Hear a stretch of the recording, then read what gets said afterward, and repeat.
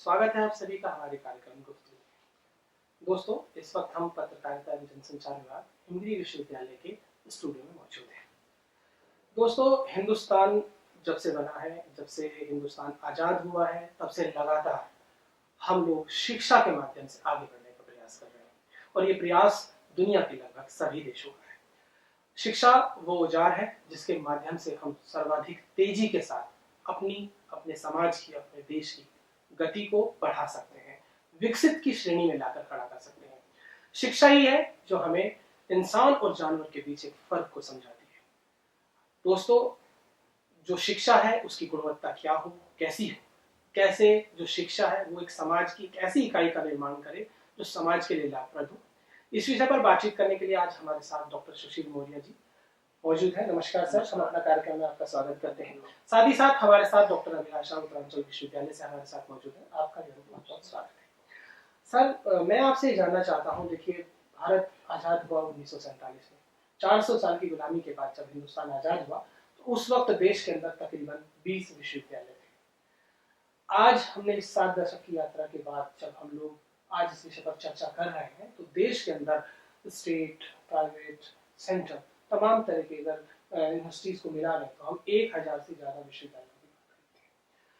लेकिन इन सब में जो महत्वपूर्ण बात है, हम सरकारों के मामले में बात करें चाहे शिक्षा के मामले में बात करें, जो क्वालिटी की बात है, हमारी लड़ाई आज भी वहीं पर है, हमारा प्रयास आज भी है। हम लोगों ने राजनीति में रिफॉर्म किए हैं, हम सेल्फ गवर्नेंस से आज गुड गवर्नेंस की तरफ बढ़ रहे हैं और ये हमारी मांगे लगातार बदलती रहती है। आपको क्या लगता है, देश जो शिक्षा के मामले में है वो किस दिशा में? देखिए, शैक्षिक गुणवत्ता के बारे में बात करें तो सबसे पहले जो हमारे ध्यान में आता है कि आईआईटीज हैं, आईआईएम्स हैं, सेंट्रल यूनिवर्सिटीज हैं। हमारे दिमाग में ये था कि ये ऑर्गेनाइजेशन हैं, इंस्टीट्यूशन हैं जो शैक्षिक गुणवत्ता दे रहे हैं, जो इंफ्रास्ट्रक्चर में, टीचिंग लर्निंग प्रोसेस में, प्लेसमेंट में सबसे आगे है। लेकिन सारे बच्चों का एडमिशन यहाँ नहीं कर सकते हैं। आज के देश में, हमारे देश में हर साल नए बच्चे ग्रेजुएशन कर रहे हैं, पीजी करना चाह रहे हैं आफ्टर इंटरमीडिएट। तो कैसे आइडेंटिफाई करें उनका एडमिशन आईआईटीज, आईआईएम्स में, सेंट्रल यूनिवर्सिटीज में नहीं हो रहा है तो पढ़ाई तो बंद नहीं करेंगे, पढ़ना उनको भी है, लेकिन एक अच्छे इंस्टीट्यूशन में पढ़ना है। तो उसको देखने के लिए कैसे आइडेंटिफाई किया जाए कि कौन सा कॉलेज अच्छा है। यूजीसी ने 1994 में नेट कमेटी बनाई, नेट का गठन किया और नेट का ये काम था कि वो प्रमोट करेगा quality assurance in higher education. उसको देखते हुए जो भी कॉलेज, सारे कॉलेज को कहा गया कि वो नेट कराएं अपना शैक्षिक गुणवत्ता को। अगर आपको मार्केट में बताना है, ठीक है, उसको मापने के लिए नेट ने कुछ पैरामीटर्स डिफाइन किए। हर पैरामीटर के अंदर कुछ क्वेश्चनर्स रखे उन्होंने और वो क्वेश्चनर्स एक मैनुअल के फॉर्म में उन्होंने यूनिवर्सिटी के लिए अलग मैनुअल बना दिया, ऑटोनोमस के लिए अलग बना दिया और एफिलिएटेड कॉन्स्टिट्यूट कॉलेज के लिए अलग बना दिया। अब उन कॉलेजेस को ये देखना था वो पैरामीटर्स पर कितने खरे उतरते हैं। जितना वो खरा उतरेंगे उस पैरामीटर पे, उसके अकॉर्डिंग उनको रैंकिंग दी जाएगी। तो नेट ने भी अपनी रैंकिंग डिफाइन कर रखी है। टॉप लेवल पर A++ है, उसके नीचे A+, then A, B++, B+, C and D means you are not accredited, यानी कि आपकी शैक्षिक गुणवत्ता में कहीं ना कहीं कोई कमी रह गई है। आप बिल्कुल बात सही कह रहे हैं। देखिए, हम जहाँ बात कर रहे हैं कि लगभग 30 साल पहले इस व्यवस्था की शुरुआत हुई, जहाँ हम लोग एक्रीडिएशन की बात कर रहे हैं, वहाँ हम सेल्फ असेसमेंट की बात कर रहे हैं। लेकिन सवाल अभिलाषा जी मेरा इस बात को लेके है कि आखिरकार, जैसे सर ने इस बात को बताया कि सभी को आईआईटी में एडमिशन नहीं मिलेगा या सभी को सेंट्रल यूनिवर्सिटीज में एडमिशन नहीं मिलेगा। हमने आईआईटीज बनाए, सेंट्रल यूनिवर्सिटीज बनाए, स्टेट यूनिवर्सिटीज हैं, प्राइवेट यूनिवर्सिटीज हैं। हम ये कह रहे हैं कि जो क्वालिटी की बात थी वो कहीं कुछ 2-4 संस्थानों में क्या कहीं कुछ सिमट के रह गई है, क्योंकि हमें ये देखना पड़ता है कि सबसे पहले हर परिवार ये चाहता है कि हमारे बच्चे को यहाँ दाखिला मिले। हम आज भी इस व्यवस्था को कायम क्यों नहीं कर पाए कि देश के जिस विश्वविद्यालय पे हाथ रखो, जिस महाविद्यालय पे हाथ रखो, जिस भी शैक्षणिक संस्थान पे हाथ रखो, वहां से एक बेहतर शिक्षा प्राप्त करने के बाद हमारा बच्चा। तो मैं आपके सवाल को ऐसे आंसर करना चाहूँगी कि जो शैक्षिक गुणवत्ता है उस पर हमारा प्राइम फोकस जो है, अगर मैं उसको एनईपी जो हमारी न्यू एजुकेशन पॉलिसी है उससे लिंक कर करके लाइकवाइज कि उसमें जो फोकस किया गया है कि गुणवत्ता हम क्या समझ पा रहे हैं। शिक्षा यानी सिर्फ एक डिग्री हासिल करने को लेकर है या एक अच्छा इंफ्रास्ट्रक्चर आ जाना है, तो मैं उस हिसाब से जो हमारी न्यू एजुकेशन पॉलिसी है, या थोड़ा पीछे अगर हम जाए अपने इतिहास में देखें, तो भारत में बहुत ही अच्छी शिक्षा पद्धति थी, जो पूरे ही, अगर आप कहेंगे कि एंशिएंट इंडिया की बात करें, तो पूरे विश्व में हम एक विश्व गुरु के तौर पे माने जाते थे। फिर बहुत सारे इन्वेजन्स के बाद हम देखते हैं कि हमारे भारत में जो आपकी शिक्षा पद्धति है उसमें बहुत ही मिश्रण देखने को मिला। फिर एक समय आया कि जहाँ पर हम नालंदा, तक्षशिला, इन विश्वविद्यालयों की, जो कि एक बहुत ही महत्वपूर्ण शिक्षा के केंद्र बने उस समय। एंड फिर हम अगर बात करें कि हमारे जो गुलामी का जो समय था, उस समय हमारी जो शिक्षा पद्धति थी वो बिल्कुल ही एक दूसरी दिशा की तरफ चली गई, जहाँ पे सिर्फ एक अंग्रेजी बोल पाना ही एक माध्यम बन गया कि जिसके हिसाब से हम एक सरकारी नौकरी पाने। तो शिक्षा को किन किन मापदंड पे देखा गया है वो बहुत ही जरूरी हो जाता है आज के समय में समझना कि गुणवत्ता शिक्षा की क्या है, गुणवत्ता मतलब किन मायनों में। तो जो नई एजुकेशन पॉलिसी है उसमें हम दोबारा से अपने वापस अपनी जड़ों पर ही जाने की बात कर रहे हैं, जो हम पहले कर पा रहे थे उसी चीज को हम दोबारा से रिवाइव कर रहे हैं। तो गुणवत्ता मेरे लिए ये है कि एक अच्छी डिग्री के साथ साथ एक अच्छा आचरण, एक अच्छा वैल्यू कल्चर होना भी जरूरी है। बिल्कुल सही बात अभिलाषा जी आप इस बात को बता रही हैं कि हम लोग अपनी पाश्चात्य संस्कृति में जो पाश्चात्य व्यवस्था थी उसके साथ जुड़कर नए भविष्य की जो हमारी तस्वीर है उसे बनाने का हम लोग प्रयास कर रहे हैं। और मुझे लगता है कि इसमें एक शिक्षक का, हमारी सरकारों का, शिक्षण संस्थानों का, परिवार का, हमारी वैल्यूज को लेकर जो हमारी धरोहर थी वो कहीं विलुप्त हो गई मॉडर्न। तो उसको वापस लाने के लिए हम एनईपी के थ्रू से दोबारा से हम कोशिश कर रहे हैं कि जो पुरानी पद्धति से हम चल रहे थे उसको नई टेक्नोलॉजी का जोड़कर बच्चे के अंदर एक शैक्षिक गुणवत्ता और आचरण में उसके जो वैल्यूज हैं उनको इनकलकेट कर पाएंगे। वैल्यूज जो है वो सबसे बड़ी बात है। वैल्यूज अगर है तो सारी चीजें आपके साथ चलती हैं। अच्छा मौर्य जी, देखिए देश के कई शीर्ष मंचों से अंतर्राष्ट्रीय पटल पर भी जो देश के प्रधानमंत्री, हमारे श्री प्रधानमंत्री श्री नरेंद्र मोदी जी हैं, वो इस बात को कहते भी हैं और हम सभी भी जानते हैं, मतलब इस बात को लगातार दोहराते हैं कि भारत विश्व गुरु रहा है। और हमने, जैसा कि अभी अभिलाषा जी ने तक्षशिला और नालंदा की बात की, मेरा प्रश्न बार बार घूम के यही जा रहा है कि हम ऐसे, हमारे पास चुनिंदा संस्थान क्यों रह जाते हैं। हम तक्षशिला और नालंदा जैसी कोई पैरेलल व्यवस्था आज तक क्यों नहीं खड़ी कर पाते। इसमें देखिए ऐसा है, हम खड़ी इसलिए नहीं कर पा रहे हैं। आईआईटी आईएम्स की हम सेंट्रल गवर्नमेंट की बात करते हैं, यहाँ गवर्नमेंट फंडिंग है। प्राइवेट संस्थान के पास उन पर जो लिमिटेड रिसोर्स है अर्निंग का, वो बच्चे की फीस होती है केवल, ठीक है, और अकॉर्डिंगली उसको सारी चीजें मैनेज भी करनी पड़ती हैं। हम फैकल्टीज, इंफ्रास्ट्रक्चर, इस पर तो ध्यान दे सकते हैं, लेकिन अब बात करें फंडिंग की, ग्लोबल लेवल पर अगर आपको पहुंचना है तो शायद हमें कहीं ना कहीं मुद्रा की जरूरत पड़ती है, ठीक है। हमें उसके अगर आपके पास मनी नहीं है, बजट नहीं है, तो आप आगे नहीं बढ़ सकते हैं। तो हम अगर एक लिमिटेड रिसोर्स में, एक लिमिटेड बजट के अंदर आप काम कर रहे हैं तो क्वालिटी आप नहीं दे पाएंगे। देखिए पिछले दिनों का एक मैं आंकड़ा आपके साथ साझा करूंगा, बिल्कुल सही बात बता रहे हैं मौर्य जी की जो शिक्षा व्यवस्था है, उस व्यवस्था हम उसे व्यवसाय की तरह नहीं देखते, बहुत एक नोबल प्रोफेशन है, लेकिन कहीं ना कहीं अर्थ की हमें बहुत बड़ी आवश्यकता पड़ती है। और मैं एक आंकड़ा आपके साथ साझा करता हूँ, वर्ष 2019-20 का आंकड़ा है, जब देश के अंदर प्रधानमंत्री शोध योजना के तहत हम लोगों ने जो रिसर्चर थे उनके लिए 50 लाख की धनराशि केंद्र की सरकार ने दी, और इसे हम लोगों ने प्रधानमंत्री शोध फंड के तौर पे हम लोगों ने इसे प्रस्तुत किया।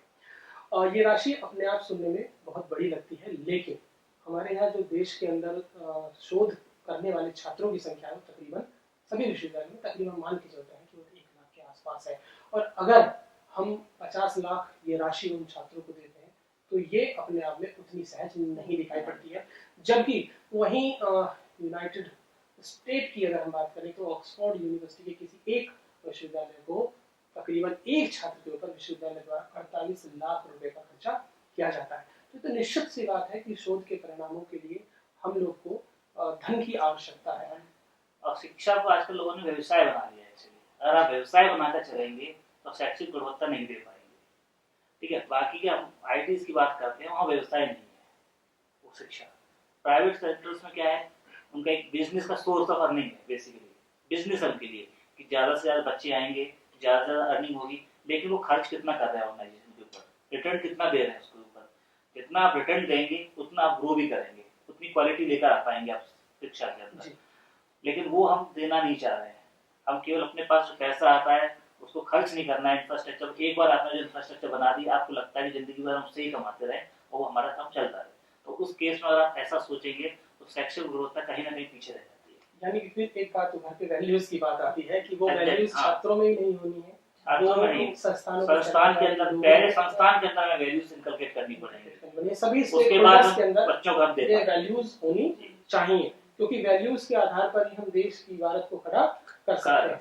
ये बात बिल्कुल सही है, लेकिन हम लोगों ने इस व्यवस्था को जाना है, सीखा है कि कम खर्चे में भी हम लोग काम चलाते हैं। और हमने जिन विश्वविद्यालयों की बात की या हम लोगों ने प्राचीन व्यवस्थाओं में जाकर देखते हैं, तो हम ये पाते हैं कि जहाँ इंफ्रास्ट्रक्चर उतना सशक्त मजबूत नहीं था, भिक्षाटन करते थे और अपना अर्जन करके ही चलाते थे। उन व्यवस्थाओं में भी देश ने दिग्गजों को दिया है। हम देश के प्रतिष्ठित ऐसे तमाम, एक नाम नहीं है मेरे पास, ऐसे सैकड़ों नाम है जिन लोगों ने अर्थ की कमी के बावजूद एक अपने आप की मिसाल के तौर पर प्रस्तुत किया है। संस्थानों ने अपने आप को मिसाल के तौर पर प्रस्तुत किया है, व्यक्तियों ने अपने आप को मिसाल के तौर पर प्रस्तुत किया है। तो क्या अभिलाषा जी, इन शिक्षण संस्थानों से आज जो छात्र निकल रहे हैं उसमें अर्थ से ज्यादा वैल्यूज की आवश्यकता है, आप ऐसा महसूस करते हैं? जी जी बिल्कुल, क्योंकि कहते हैं कि अभावों में ही रहने वाले करते हैं खड़ा एक मजबूत जहां।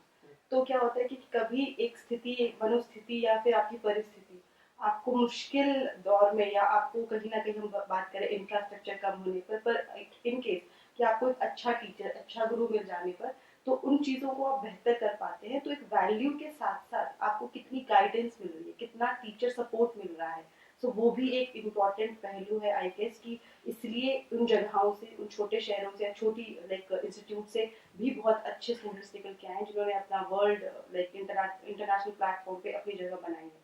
तो एक इंफ्रास्ट्रक्चर के साथ साथ एक कहीं ना कहीं एक अच्छा मेंटोर, एक अच्छा गाइड, एक अच्छा टीचर, और उसका अगर आपको सपोर्ट सिस्टम मिलता है तो यू कैन आप अच्छा बेहतर कर पाते हैं। मौर्य सर, देखिए हम मेंटोर की हमने बात की, मेंटोर का जो सिस्टम है ये अभी हम बात करें तो प्राइमरी से लेकर हायर एजुकेशन तक सभी जगह शामिल है। ये जो मेंटोर शब्द अब हमें शिक्षण संस्थानों में लागू करना पड़ा, ये कहीं ना कहीं हमारे समाज की व्यवस्था थी।